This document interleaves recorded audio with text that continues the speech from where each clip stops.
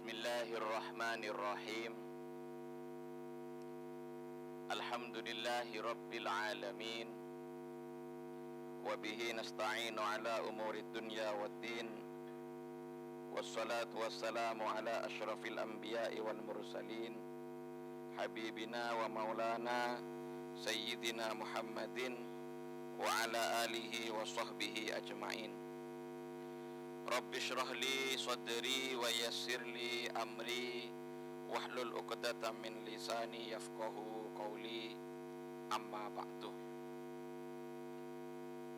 Sedaya jamaah salat subuh berjamaah pagi malam hari semangken Jumat manis sedaya nah Rabu mararmoga sami-sami ngaoleh ridho dari Gusti Allah Subhanahu wa taala. Alhamdulillah, saya dan panjenengan pada pagi hari ini Allah takdirkan untuk masih dapat melangkahkan kaki, dapat menghirup nafas dengan lancar, dengan dibekali nikmat sehat, nikmat iman, nikmat Islam, sehingga kita dapat melaksanakan sholat subuh berjamaah pada pagi hari ini dalam keadaan yang sangat baik. Mudah-mudahan usia yang Allah berikan kepada kita, Allah jadikan usia yang barokah. Ilmu yang diberikan kepada kita dijadikan ilmu yang barokah. Keluarga yang Allah titipkan kepada kita dijadikan keluarga yang barokah. Rizki yang Allah berikan kepada kita dijadikan rizki yang barokah. Salawat beserta salam kita hadiahkan dan kita haturkan kepada Nabi Agung yang kita harapkan syafaatnya, Nabiullah Muhammad sallallahu alaihi wasallam. Pada pagi hari ini saya ingin menyampaikan satu cerita, menyampaikan satu kisah yang terdapat di dalam Al-Quran. Dalam Al-Quran ada satu surah yang diberi nama Al-Qasas, yaitu surah yang berisi cerita-cerita. Memang kata Allah Subhanahu wa ta'ala, cerita di dalam Al-Quran itu sengaja Allah letakkan agar supaya dapat menjadi pelajaran bagi kita semua. Laqad kana fi qasasihim ibratun liulil albab. Dalam ayat yang lain, faqsusil qasas la'allahum yatafakkarun. Ceritakanlah kisah-kisah agar supaya mereka dapat berpikir. Maka di dalam Al-Quran ini bukan hanya terdapat kisahnya orang-orang yang baik, karena terkadang kita itu memang dapat mengambil pelajaran bukan hanya dari orang yang baik, tapi juga ada kisah-kisah dari orang yang tidak baik. Makanya dari orang yang baik kita ambil pelajaran untuk kita tiru. Dari orang yang tidak baik kita juga perlu mengambil pelajaran untuk supaya kita tahu apa yang menyebabkan dia dicap tidak baik oleh Al-Quran. Maka kita mengenal kemudian ada Fir'aun diceritakan oleh Allah dalam Al-Quran. Ada Abu Lahab diceritakan juga oleh Allah dalam Al-Quran. Nah, salah seorang tokoh yang ingin saya ceritakan pada pagi hari ini tidak kalah jeleknya dengan yang saya sampaikan barusan, yaitu seorang tokoh yang namanya Qarun. Saking terkenalnya Qarun dan saking kayanya Qarun, sampai semangken ki pakun dunyanah tak bung sobung boleh ben sambian mun nemoh bendemen dunyah emas atau apapun di dalam tanah dinamakan harta Qarun. Dinamakan harta Qarun. Harta karun kata bahasa Indonesianya. Siapa sih Qarun ini sebenarnya? Allah Subhanahu wa ta'ala dalam surah Al-Qasas ayat 76 menyebutkan inna Qaruna kana min qaumi Musa fabagha alaihim. Qarun ini sebetulnya masih keluarganya Nabi Musa. Ki tantre tanah Nabi Musa. Bini karo tere tanah ustad, bini karo tere tanah kiai, tere tanah Nabi. ki neng sareng Nabi Musa. Ba'dul mufassirin adebu Qarun ini adalah sepupunya Nabi Musa. Yang lain mengatakan Qarun ini mejedin Nabi Musa. Ringkasnya adalah Qarun ini ki keluarga dari Nabi Musa. Tetapi kemudian Qarun ini oleh Allah diberi anugerah harta kekayaan yang luar biasa. Hartanya kaya raya, perbendaharaannya sangat banyak. Kalau bahasa sekarang punya bank banyak, bukan hanya punya uang banyak, tapi punya bank banyak. Banyak banget. Dalam Al-Quran disebutkan wa atainahu minal kunuz ma inna mafatihahu latanu bil usbah ulil quwwah. Kalau seandainya kunci bank-banknya Fir'aun itu, kunci gedung-gedung tempat penyimpanan hartanya kok Fir'aun, Qarun ini diangkut oleh orang, ini membutuhkan tenaga 40 orang, ada yang berkata 60 orang, epekol nikah sampireng mereng nikah pun dari beren apa kuncina benih emas lah kuncina abangah. Padahal kuncinya ini oleh Qarun dibuat dari kulit binatang, dibuat seringan mungkin, dibuat setipis mungkin, biar kalau bawa nggak berat. Itu pun kalau mau membawa kuncinya yang enteng itu masih butuh bantuan 40 sampai 60 manusia. Manusia yang kuat-kuat, ulil kuah, yang punya kekuatan. Ini kebun mekol kuncina abangnya Fir'aun, abangnya Qarun, gedungnya Qarun. Ini kan sampai mereng dari beren. Berarti nuduhakin apa? Cek sokina Qarun. Sangat kaya raya Qarun ini. Tapi karena Qarun ini orang yang kemudian ki neng sareng Nabi Musa. Bahkan Qarun ini diceritakan adalah orang yang bacaan Tauratnya. Kalau dulu zaman Nabi Musa kitab sucinya kitab Taurat. Nah Qarun ini orang yang kalau ngaji Taurat itu enak dan alim. Bahkan kata ba'dul ulama, Qarun ini kalau ada juara pada saat itu juara ketiga ba'da Musa wa Harun. Jadi ulamanya Bani Israel itu paling alimnya Nabi Musa. Di bawahnya Nabi Musa, Nabi Harun. Nah juara tiga yang paling alim adalah Qarun. Jadi Qarun ini selain soki pointer orang, pun pinter ngaji kitab, pinter juga berinvestasi mencari harta dunia. Sehingga karena ini orang pinter, benki neng sareng Nabi Musa, kaumnya kemudian memperingatkan dan mengingatkan Qarun. Wa qalu idz qala lahu qaumuh. Ketika kaumnya Qarun ini, umatnya Nabi Musa yang lain memperingatkan Qarun, la tafrah innallaha la yuhibbul farihin. Hei Qarun, kamu jangan terlalu bangga, kamu jangan terlalu megaya, jangan semakin benci ya megaya. Allah tak senang ke orang saya megaya. Diperingatkan lagi wabtagi fima ataqallah ad-darul akhirah wala tansa nasibaka minad dunya wa ahsin kama ahsanallahu ilaika wala tabghil fasada fil ard innallaha la yuhibbul mufsidin. Ayat ini sering kadang diartikan oleh sebagian orang, carilah pahala akhirat, jangan lupa hakmu di dunia.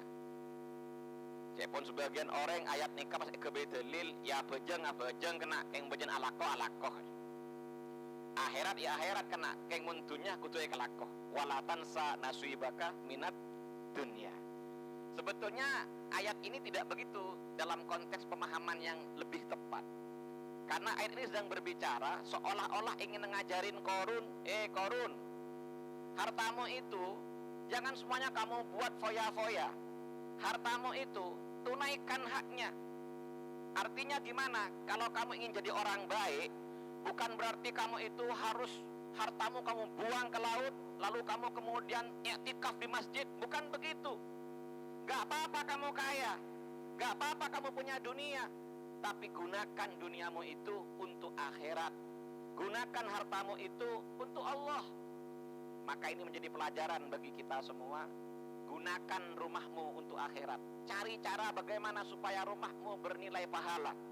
Gunakan mobilmu untuk akhirat. Cari cara gimana supaya mobilmu bernilai pahala. Ini kemudian terus lagi bisa lanjut. Gunakan HPmu untuk akhirat. Cari cara gimana HP-mu supaya bernilai pahala. Gunakan Facebookmu untuk akhirat, gunakan Instagrammu untuk akhirat, gunakan TikTokmu untuk akhirat. Nah, apaan semakin nih kawan? Gunakan YouTubemu untuk akhirat. Silakan, jangan dibuang, gak apa-apa. Tapi jadikan itu sangu untuk kita menambah pahala nanti di akhirat menghadap Allah Subhanahu wa ta'ala. Itu maksudnya wala tansa nasibaka minad dunia. Gak apa-apa, kamu punya dunia, kamu punya sepeda motor yang bagus, kamu punya rumah yang bagus, punya mobil yang bagus. Tapi cari cara bagaimana supaya harta duniamu itu dapat justru engkau kelak temui di akhirat, jadi bekal bagimu di akhirat. Makanya dalam ayat berikutnya ini ternyata di antara kesalahan Qarun itu apa? Di antara kesalahan Qarun itu adalah ketika diperingatkan oleh kaumnya, dia justru berkata, qol innama utituhu ala ilmin indi. Ini kesalahannya Qarun. Kata Qarun, aku ini kaya, aku ini sukses, aku ini bisa menjadi seperti sekarang ala ilmin indi, karena ilmu yang aku miliki, karena kehebatan yang aku miliki. Itu kesalahannya Qarun. Qarun menisbahkan kekayaannya, mengakui kehebatannya karena dirinya sendiri, bukan karena Allah Subhanahu wa ta'ala. Maka ini bagi kita semua harap berhati-hati, karena terkadang kita itu mengucapkan hamdalah tapi agak salah. Kita mengucapkan alhamdulillah keng kelepain ke pangeran. Maka saya ingin menceritakan satu kisah lain. Dulu ketika era Sayyidina Umar radhiyallahu anhu, Sayyidina Umar pernah memenangkan suatu perang dengan pasukannya. Singkat cerita, kalahlah musuh itu. Akhirnya kita mendapatkan harta rampasan perang yang cukup banyak. Sekian unta, sekian kuda, sekian emas, sekian perak. Umar berkata, alhamdulillah. Anak buahnya dalam model kula sareng sambian, ebitong, budu-burum pejurun, tong dua tolo, opo banyak. Ontana ebitong, tong dua, monggo semangken montak nyenan tak paham ki. Mobilnya pada berempah. Nggih, emasnya pada berempah, ebes pada berempah. Ebitong kepi. Mare ebitong kepi pas ngocak anak buah Sayyidina Umar. Alhamdulillah. Tuh ka Sayyidina Umar. Carpak banjir. Salah banjir. Kaget pasukan Sayyidina Umar. Loh, saya ngomong alhamdulillah kok disalah-salahkan. Apa kemudian kata Sayyidina Umar? Engkau mulutmu mengatakan hamdalah, tapi sebetulnya engkau sedang takjub dengan harta dunia. Engkau mulutmu mengucapkan hamdalah, tapi engkau sebetulnya sedang mengagungkan dirimu sendiri, sedang menghebatkan dirimu sendiri. Kan sekut kula sareng panjenengan kadang ngocal alhamdulillah keng deuden nebek ngade. Sedang mengagungkan sendiri apa sedang mengagungkan Allah? Maka kata para ulama, kalau kita mengucapkan hamdalah satu, yakini yang kita dapatkan itu dari Allah, bukan dari usaha kita. Itu yang paling penting. Yakini yang kita dapatkan itu dari Allah, bukan dari usaha kita. Oleh karenanya kita memuji Allah. Alhamdulillah, segala puji bagi Allah. Kita gak layak dipuji karena bukan dari kita, itu semuanya dari Allah. Yang nomor dua, ketika kita mendapatkan banyak kenikmatan, ketika kita mengucapkan alhamdulillah, jangan kagum dengan kenikmatan itu. Jangan mengucapkan alhamdulillah tapi ngabus. Misalnya kayak cocon banyak, cukon banyak, nasen nyaman, pas sambian ada bu, alhamdulillah. Takjubnya dengan kenikmatan, takjubnya dengan pemberian. Padahal sebetulnya yang tepat adalah kalau mengucapkan alhamdulillah, kita semestinya kagumnya pada zat yang memberi kenikmatan, pada zat yang mengirimkan kenikmatan itu. Kita kagumnya sama Allah Subhanahu wa ta'ala. Tapi kipon bagus dan bentak ngucap alhamdulillah. Wah, iki cuma mecek nih sekon nih sapa aja sajen saya. Kon. Singkat cerita, namanya orang kaya. Maka Qarun ini suka pamer. Kalau kata bahasa anak sekarang itu flexing. Ngoningin flexing banyak. Flexing nih kan tradisi semangken. Napa flexing nih kan? Pasang foto neng Instagram, pasang foto neng Facebook, jung-jungan kisokieun. Jadi mun andik mobil, foto mun tak ya dan mobil lah tak sah. Ndik Roma bagus, ndik Roma kira bangun, foto mun tak ya dan Roma nah tak sah. Foto jebret, pemasok ke Instagram, pemasok ke Facebook, untuk kemudian berbangga-bangga, flexing, bermewah-mewahan. Nah dulu Korun juga begitu. Fakharaja ala qaumihi fi zinatih. Korun itu kemudian pawai, kalau sekarang pawai, membawa sekian ratus budak-budaknya, membawa sekian ribu kuda-kudanya, mongkus mangken engak pasukan pengawal, budak pengawal lah, ada hartanya, pawai. Wah ini Korun begitu. Nah, pawai, kalau sekarang pawainya bukan di jalan-jalan, pawainya di media sosial. Nutuakin di napa? Maka nih bini kasa, mun endik tas larang, kalau tasnya mahal, mau difoto, itu tasnya bukan taruh di belakang begini, tapi itu dua kiade sini. Pas foto pasang, jadi malah pedeng merek tas. Ini flexing nih. Dalam sekarang bahasanya namanya flexing. Mun bodo merek kelambi nah itu dua ki bagus nikah, malah pedeng merek. Karena mereknya merek mahal. Wah Korun juga begitu dulu. Nah, yang lucu kemudian apa? Orang-orang yang melihat Korun pawai di tengah jalan terbagi menjadi dua. Terbagi menjadi dua. Kira-kira panjenengan orang sekamah. Kalau melihat Korun pawai dengan kekayaannya seperti itu, satu, qalal ladzina yuridunal hayatad dunya. Orang selebur dekat dunia, orang seketunyan, apa yang mereka katakan?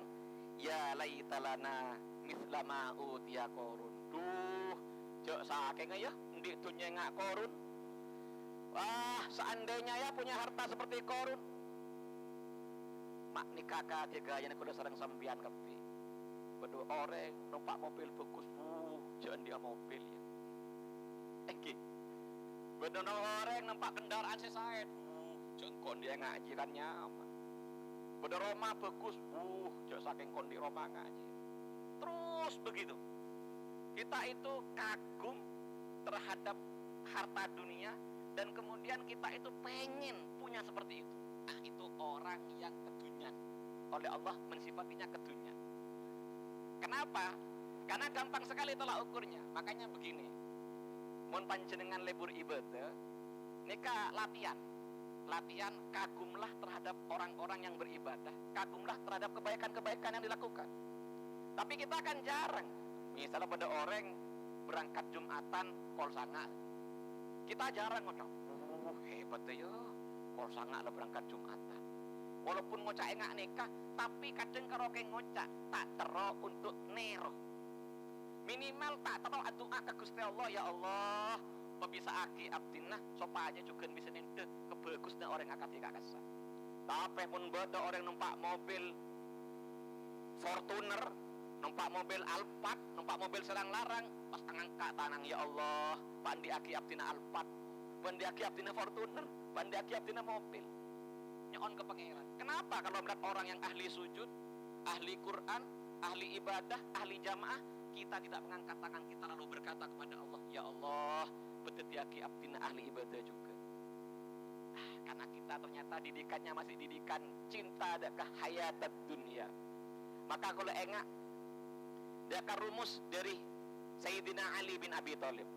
Kata Sayyidina Ali, kamu kalau pengen tahu orang sekedunyan dan orang akhirat, napah daerah ciri-ciri nah gampang. Tore, kula sareng sampean masuk sekamah. Kata Sayyidina Ali gampang. Latihan, simulasikan. Ada dua orang tamu datang ke rumahmu. Bedah dua tamu yang datang ke combon sampean. Tamu yang pertama memberimu uang 1 juta rupiah. Apa yang obeng ke sampean 1 juta. Tamu yang nomor 2 minta sombengan ke sampean untuk masjid 1 juta. Sampean senang tamu yang pertama apa yang nomor 2? Egi, senengan beri, napa senengan pada orang dari masjid minta sombengan? Maka kata Sayyidina Ali, kalau kamu hatimu lebih bahagia dengan orang yang kedua, kamu orang akhirat. Tapi kalau kamu lebih senang dengan orang yang pertama, kamu orangnya masih lebur ketujuh. Kita usah sambian Pak, pakai kulegi pada. Paham ya? Tapi ini latihan. Minimal kita tahu ilmunya, bahwasanya kita sekarang perlu untuk semakin berlatih setidaknya. Kenapa? Karena ini tradisinya ulama-ulama dulu ya. Tradisinya Ba'dul Arifin, Ba'dul ulama dulu. Itu kalau ada orang meminta-minta, wa ammasaila fala tanhar. Kalau ada orang meminta-minta, pada orang yang saya minta ke compon, itu disambut luar biasa. Ahlan wa sahlan. Marhaba. Selamat datang. Biman yahmilu zadi ilal akhirah bighairi ujrah. Selamat datang orang yang akan membawakan bekalku ke akhirat. Disambut. Beberapa kemis datang, ahlan wa sahlan marhaban. Selamat datang orang yang akan membawakan bekalku ke akhirat. Biman yahmilu zadi ilal akhirah bighairi ujrah. Mun kula kan enten ki sampeyan. Bedere ngemis. Aku jadi nak boleh lah.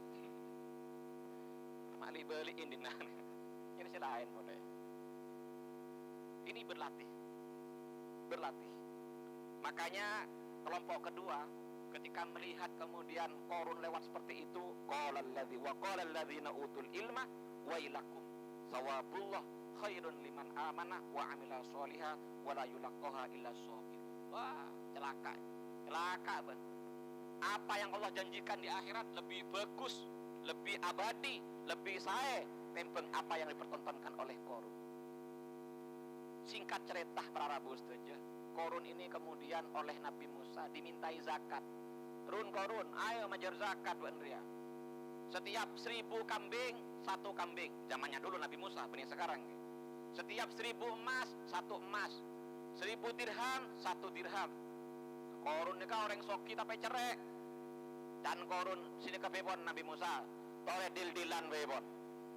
Tak usah senikah. Bikulu sampai Nabi Musa apa sih kerja majar zakat. Tak kesokan Nabi Musa. Akhirnya Qarun ini marah dan Qarun membuat fitnah. Nabi Musa dituduh berzina. Majereng bini. Bahan laku datang di tengah-tengah kota, lalu sampaikan kepada semua orang kalau kamu sudah berzina dengan Musa. Majereng bini Qarun. Jadi wes siap majereng bini. Akhirnya keesokan harinya Nabi Musa datang di tengah-tengah kota berdakwah. Lalu Qarun berkata, apakah kamu akan mendengarkan Musa yang telah berzina dengan perempuan ini?